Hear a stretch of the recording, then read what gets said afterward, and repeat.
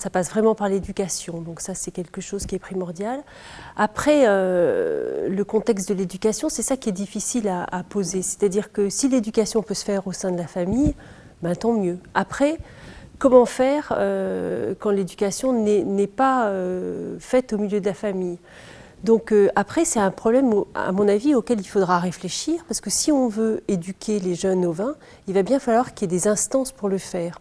Donc ce qui se passe, c'est que le vin est pris dans une espèce de double contrainte. C'est à la fois un produit qui est inscrit au niveau de la société, de la culture. En France, c'est un vrai produit culturel, c'est un produit culturel au niveau de l'humanité, puisqu'en fait, depuis Noé, on parle du vin, c'est inscrit dans la Grèce antique avec les symposiums, c'est inscrit avec les mythes dionysiaques, enfin, c'est quelque chose qui est important, c'est culturellement marqué. Le vin, c'est un psychotrope, donc c'est ce qui lui donne à la fois ce côté un peu magique, c'est ce qui fait qu'il y a ce rapprochement vers Dieu, mais c'est ce qui en fait que c'est un produit dangereux. Donc en fait, j'ai l'impression qu'on est pris dans cette double contrainte où ceux qui disent le vin est dangereux, ben voilà, il est dangereux, on l'interdit, on n'en parle pas.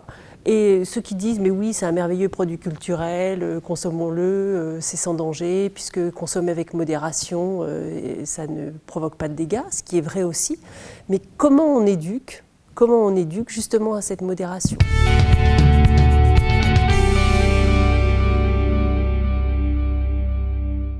Je pense qu'il n'y a pas un jeune qui existe, donc je pense qu'effectivement la publicité est incitative. Je pense que si les personnes dépensent des budgets dans la publicité, ça doit fonctionner. Donc oui, ça doit inciter à consommer. Après, tous les jeunes ne sont pas égaux devant les sollicitations, mais bien évidemment, plus quelqu'un est armé et a une capacité de réflexion sur un sujet, plus il sera libre de choisir ou pas de consommer. C'est vrai que voilà, dans toutes les pubs, les pubs sur le café, on voit un environnement merveilleux, on a l'impression que si on boit une tasse de café, on va avoir une belle maison, une belle famille, un chien sympa. Enfin bon, ça joue sur des univers, ça joue sur le désir, ça joue sur le manque, ça joue sur ce qu'on n'a pas.